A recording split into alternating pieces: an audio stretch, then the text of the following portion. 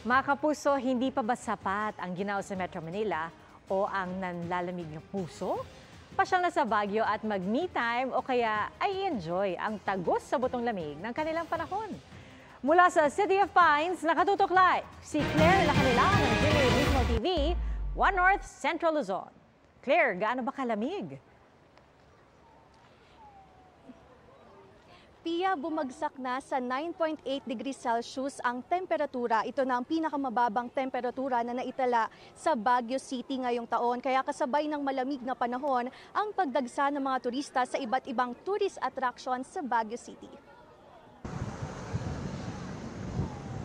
Dumayo pa mula Metro Manila ang ilang magkakaanak para mag-chill sa City of Kasi noong unang punta ko dito, it's okay. Kaya sabi ko sa kanila, balik tayo ulit dito sa Baguio kasi masarap, malamig, tsaka maganda.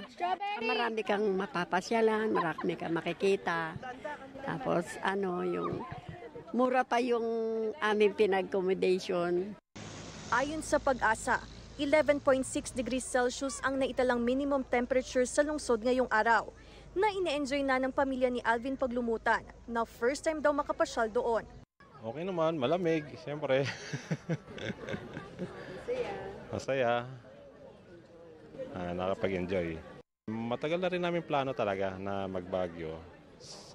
Ngayon lang din talaga natuloy.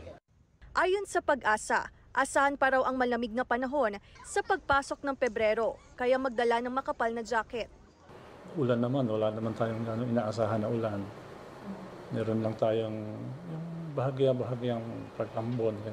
Paalala naman ng pulisya sa mga motorista, maging mapanuri sa pagbubook online ng tutuluyan sa lungsod.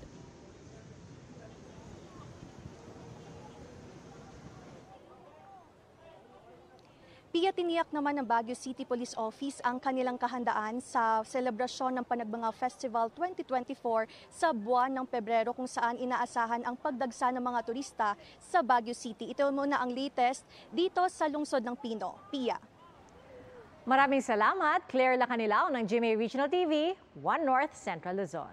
Mga kapuso, patuloy na tumutok sa mga balita. Mag-subscribe sa GMA Integrated News sa YouTube.